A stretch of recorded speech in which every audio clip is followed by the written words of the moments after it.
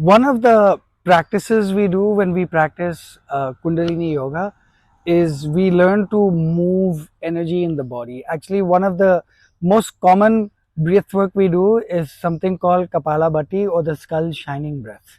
The style we do it is a little different. What we do is we bring the hands, each of the fingers, to their meridian points so that they press down at each of the base over here.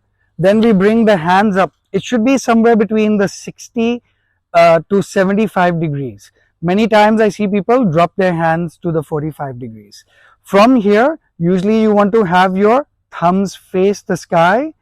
Eyes will look towards the brow and then close the eyes. Your tongue can be pushed to the roof of the mouth just behind the two front teeth. In fact, let's do this for about 15 seconds together. So hands at meridian points, arms come up 60 to 75 degrees, and then look at my thumbs. Move the thumb upwards. Keep that chin tucked in, eyes at the brow, and begin the Kapalbhati breathing.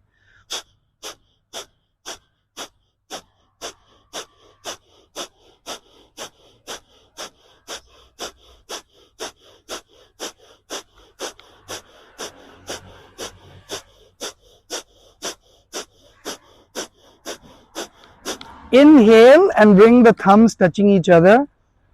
Exhale and open up the fingers. If you know what the Mula Bandha is, you can apply that here. On the next inhale, release the Mula Bandha. Slowly bring down the hands on the side, touching, feeling the edge of your auric field. And if you're in the middle of nature like me, touching the trees, touching the earth, grounding the body, grounding the self.